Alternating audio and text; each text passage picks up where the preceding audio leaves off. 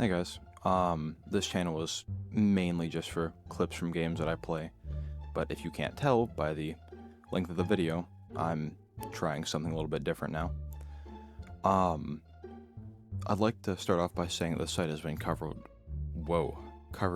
several times, and I'm sure that's, been covered better and more accurately by other people, but this is more of a test video, I guess, to see what works.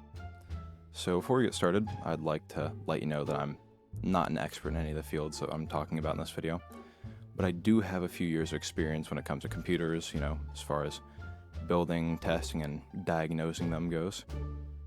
And really what I'm trying to get done today is give my own opinion on the website and mainly unbiased point of view on it. But I think UserBechmarks is good for general comparisons of processors, and I think there are, ways in which it falls short. So, any feedback as far as the quality of this video and my general editing goes would be greatly appreciated, since I'm, if you couldn't tell, very new to this. So, let's talk about UserBechmarks and what I personally think is, something they could improve on, and also what their shortcomings as a website overall are. So yeah, let's get into it. On UserBechmarks, they host data for over 1,000 processors, and this does mean that some of them are lesser known CPUs.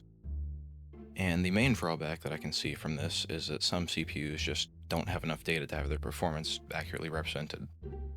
But for the majority of CPUs, like my Ryzen 7 5700X or the other CPUs I'm testing today, minus one of them, which I'll talk about later, there are tens of thousands and even hundreds of thousands of benchmarks that have been done by users through the UserBechmark app. Taking a minor break from the negativity, I will say that some of the more popular CPUs like the i9-13900K and the i9-14900K have relatively accurate comparisons.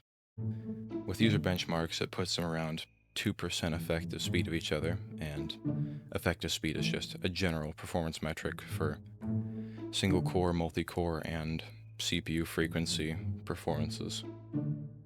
And this is backed up by stuff from Technical City, which is another benchmarking site, and I find it to be a little bit more reliable due to it using third-party benchmarking software like 3DMark, Cinebench, and Geekbench.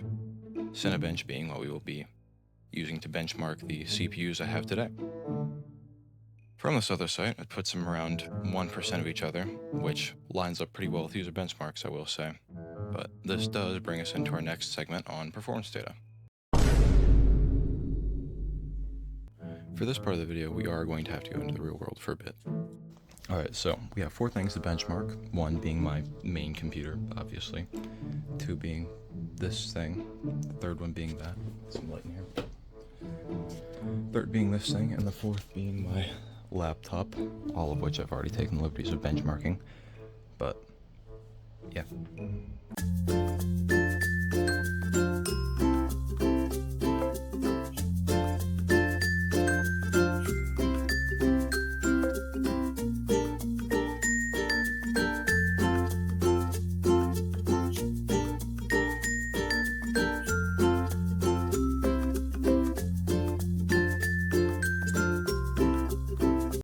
So I'm recording scores for, the gaming laptop and the tiny one. Now,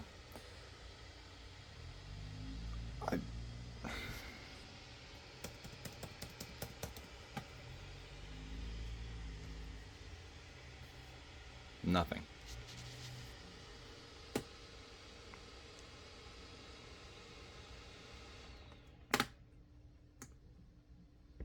Very good quality laptop. Definitely get one.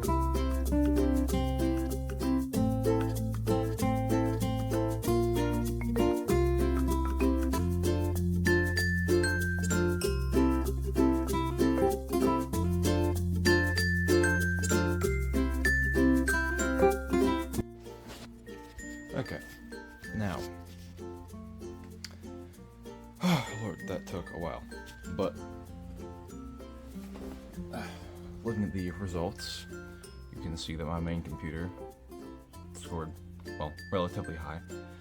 This one, definitely not so much. And this one, even more so. And then my other laptop had some interesting scores, but I'll go over those in a sec. With this CPU, I think it's a 6500T and not a 6600T. But there's genuinely so little known about it, it seems that it seems I don't think Cinebench knows what it is. Yeah, and if we go over to UserBechmarks over here, what I was talking about earlier is that the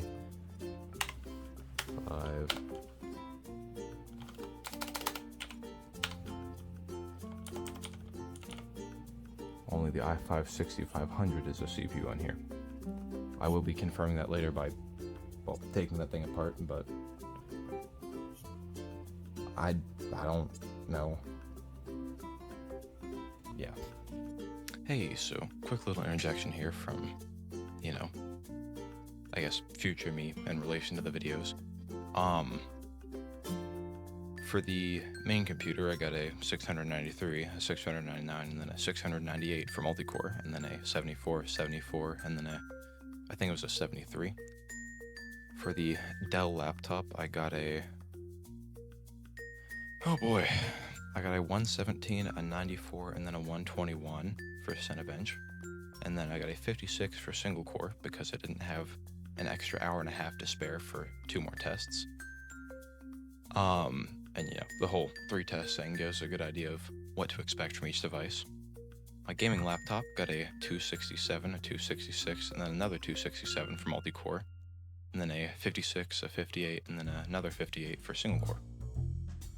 Now, I don't know why the gaming devices were so wildly consistent, and then my laptop was all over the place, but it just kind of was, and there's really nothing I can do about it. And then for the little Dell mini PC that stopped working after I did 1 multi-core test, it got a 185 for the multi-core test.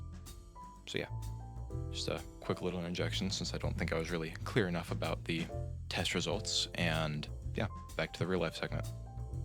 So we have arrived at the part where I disassemble this thing and see what kind of CPU it actually has, because I genuinely forget, but it should be a 6500T.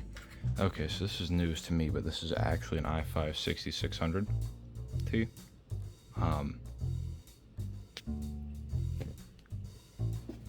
I had no idea because, when it was actually in the system, it was reading as a 66 or a 6500T through Windows 10. Through Windows 11, it's reading as a 6600T. Through games, it was reading as a 6500. And through Windows' own hardware tool on Windows 10, it was reading as a 6600. But the number on the CPU does not lie, and it is a 6600T. So, God, whoa, wow, it's me again. Yeah, crazy. These are the specs of all of my machines that I've been testing today. So, this is the part where we bring up my main concern with the site, and it's, well, not really main concern, that we'll get to in the next segment, but my main concern with the site in terms of reliability of information purely based off of the UserBechmarks part of UserBechmarks. And that is the fact that their scores tend to be non-representative of how it actually is in the real world. Now, you can see here that my Ryzen 7 5700X got a near 700 on my multi-core, 74 on the single core. And these two here seem to be relatively representative of real life when it comes to the numbers here. So as you can see, the single core is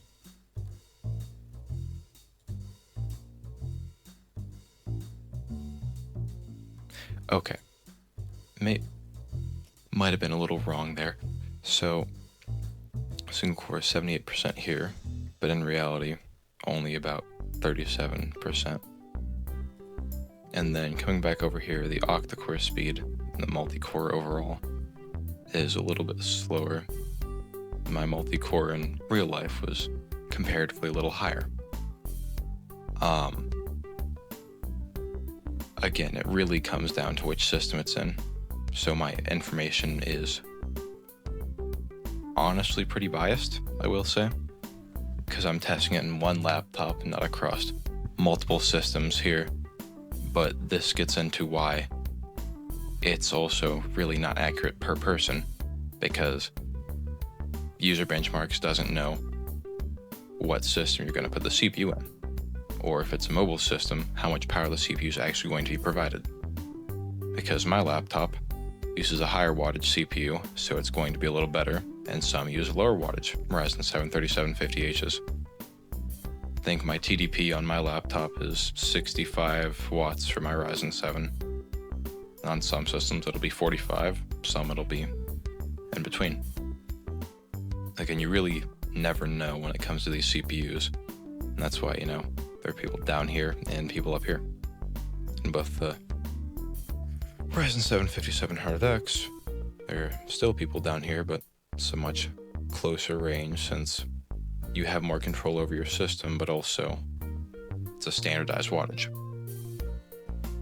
Now, coming over here to the 6600T, I got a 185 on my multi-core test, which, if it's as inaccurate as this one proved to be, then that's a little unreliable, but you can see putting the data in here, which is the comparison formula, which is just a percentage conversion sheet. Go 185, smaller number. And then we come back here, 266.7. And that shows that the Ryzen 7 3750H is on average 44% faster than the 6600T. But if we go to UserBechmarks, it shows as a 6600T being 35% faster. And again, my main belief is that it comes down to the fact that there are so many benchmarks that are just either unreliable or, in this case, a lack of benchmarks. And I truly do believe that affects scores of really all kinds.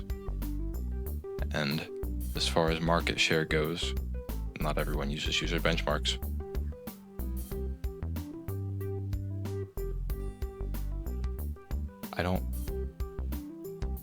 I don't even know what that is in relation to, honestly. But yeah, that's it for this little section here. Actually, should probably look at these too. The 5700X is about 100% better than the 7600U here. Go over here. The higher score. Take that lower score there. And then take the 110.7. Get an average of 500% faster. I'm really not sure why that is, but 500% even exceeds that there. The single core, you can kind of just eyeball the percentage over here. 56 versus 74. Single core doesn't seem to be really representative either. Seems to be on average about 50% faster for my CPU than it would otherwise be, according to UserBechmarks. But yeah, that's it for this section.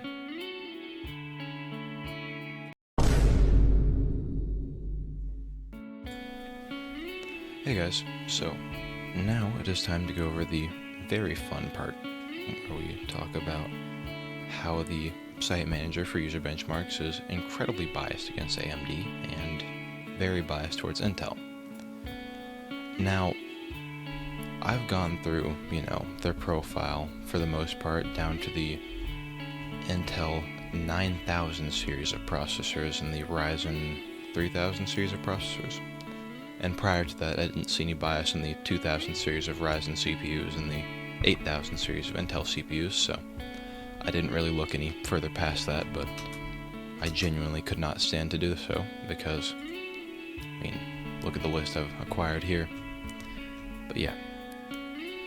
So, mainly what I've seen is that CPU Pro, or, UserBechmarks, the guy, John UserBechmark, has consistently shown that he is a very nonsensible person, and from what I'm seeing is showing that he cannot take any AMD CPU seriously, or GPU at that, actually. But that is a topic for another video. Let me know if you want to see a video on that with hopefully higher quality, by the way. Comments are there for a reason. But so, with the Ryzen 7 9800X3D, I mean, just looking at the most recent one, you can see that he's already talking about cherry picking, which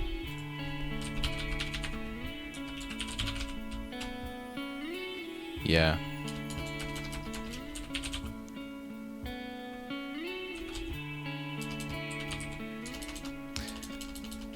It's a whole can of worms that I don't really want to open.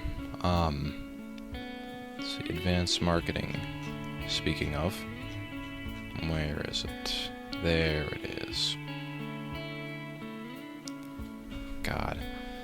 I will say right now that I am not entirely unbiased, because I do prefer AMD processors and graphics cards, but I am trying to give an objective point of view as to the sheer insanity of this guy, and generally trying to be unbiased when it comes to this. And I did include chapters in the video, in case you want to skip over this part, since I know that my rambling can get a little boring, especially when I'm including awkward pauses in the video. Yeah. And also the amount of times that I've used as a transition word is a little absurd, but yeah.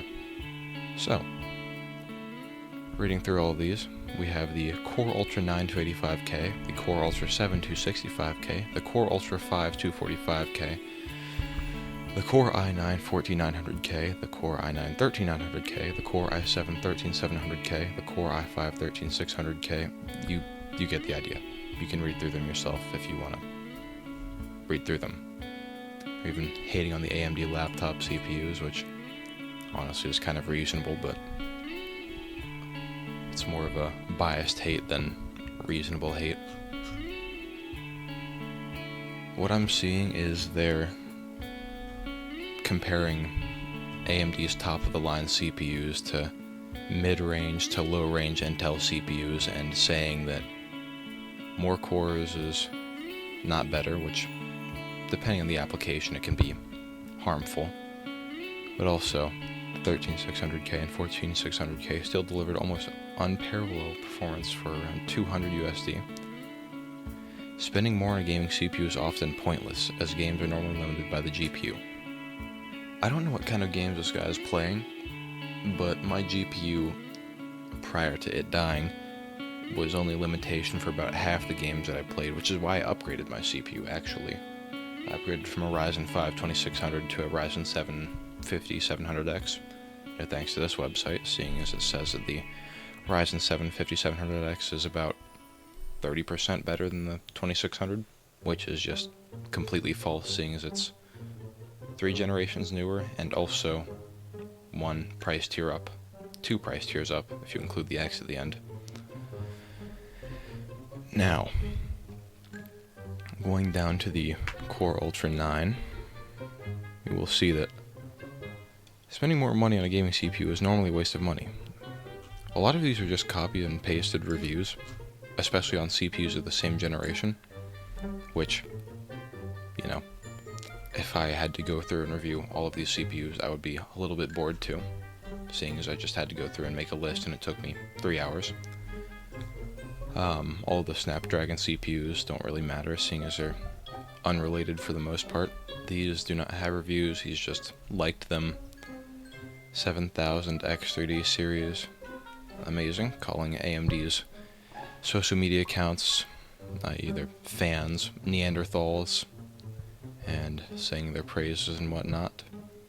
Obviously, I'm compensating for second-tier products with first-tier marketing.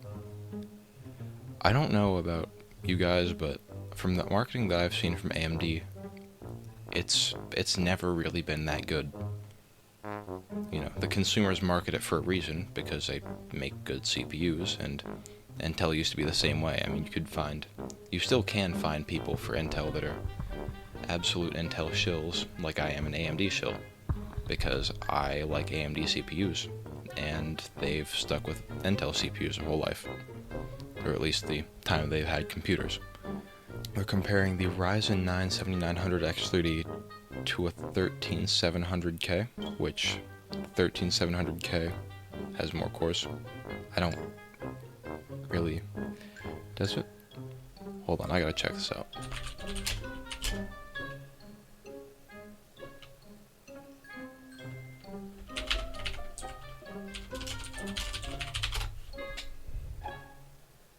Okay, that's 12 cores. Yeah, I'm right. Gotcha. Yeah, it's got 12 cores, so you're comparing, you know, a gaming CPU, a really high-end gaming CPU at that, to a medium to high-end workstation CPU, essentially. It's got more cores, which is suited to rendering tasks, I believe, seeing as higher core count CPUs have more cores to render on. I feel like it's kind of relatively obvious to anybody that's versed in the subject, but 7950X3D, well, the exact same, again with the copy and pasting. Talking about cherry picking and running games with 4090 equivalent cards, with an RTX 4090 here actually. They're talking about 3090 equivalent cards and other ones. I think it was the Ryzen 5000 series. What am I seeing here? The cost of everything else and low res. I don't even know what to say here, other than 90% of what is being listed here is just kind of false. And I don't see why having an RTX 4080 would make you need more cores instead of faster cores, seeing as the RTX 4080 is more of a gaming suited GPU, seeing as it's been marketed to, you know, gamers such as myself. Not that I can afford a 4080, I'm struggling to get a 6800 XT at the moment to replace my 5700 XT. Now going back a little bit further to the Ryzen 7 5000 series, especially the X3D chips, we have, this is what I was talking about, 3090 Ti. They just copied and pasted this to the other one pretty much, except changed some numbers. They're comparing the 5800 X3D to a 12600K. Ryzen 7 5800 X3D was put on a dead platform, true. But I feel like it was more marketed towards people that were already on the platform and on something like, say, a 3700, 3800X, even a Ryzen 9 3900X or something like that. Especially people that are more on the gaming side of things. You know, I upgraded to a 5700X from a 2600. I'm still on a dead platform and I'm doing perfectly fine.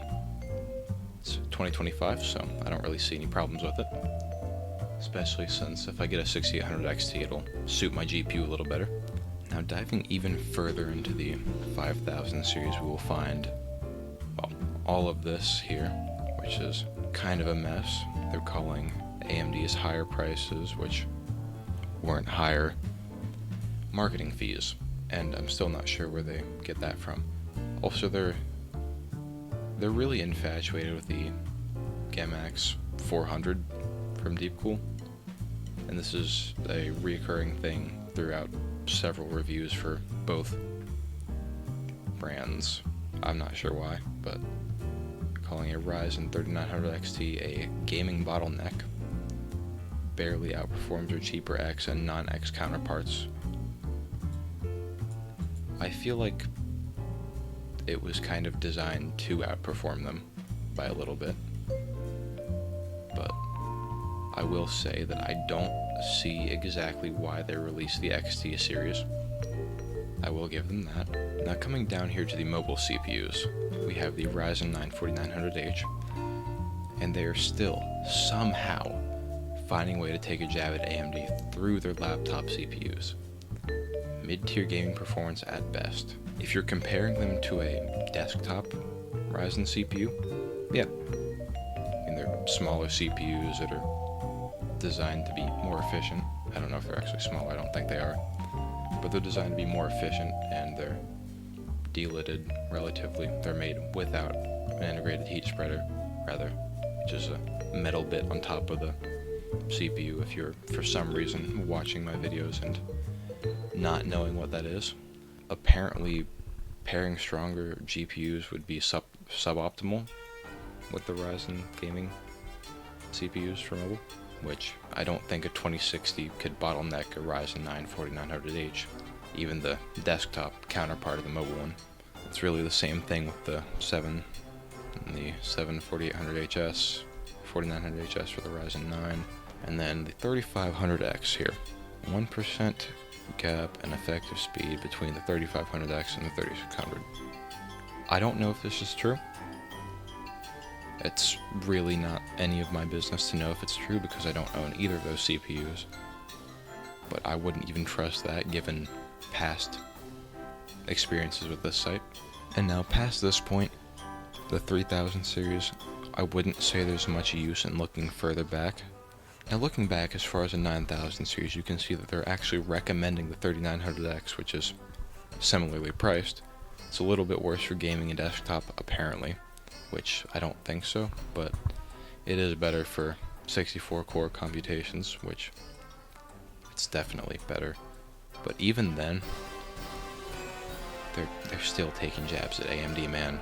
I feel like if you're a gamer, you shouldn't be considering a 3900X anyways, because assuming you want value, around that time, either get an Intel CPU or just get a Ryzen 7 3800X or something along that line. And yeah, that brings us to the end of this segment.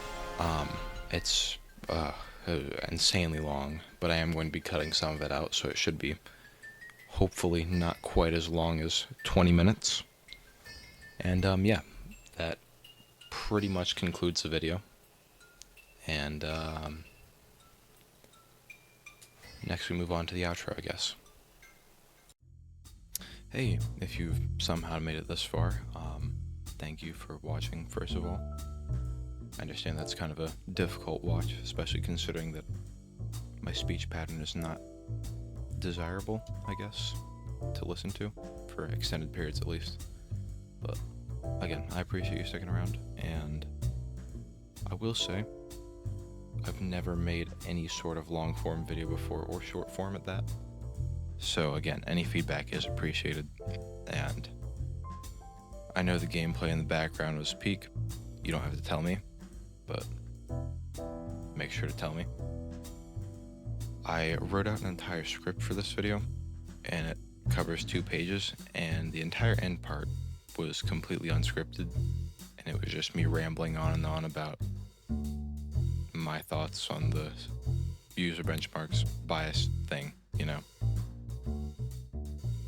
I have not gotten all of the copyright-free music in by this point yet, but Kevin MacLeod is most certainly going to be the main artist at the very least, though I do hope to include him as, well, all of the artists.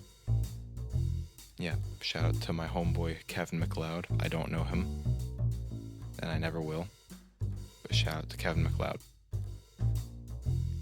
This video took me exactly 12 hours to make almost, including all of the filming and, you know, doing everything with the laptops and the computers and all the gameplay as well. It's honestly more like 15, 16 hours. And editing should be done by an hour and a half from now, maybe. And it's currently 2:21 in the morning.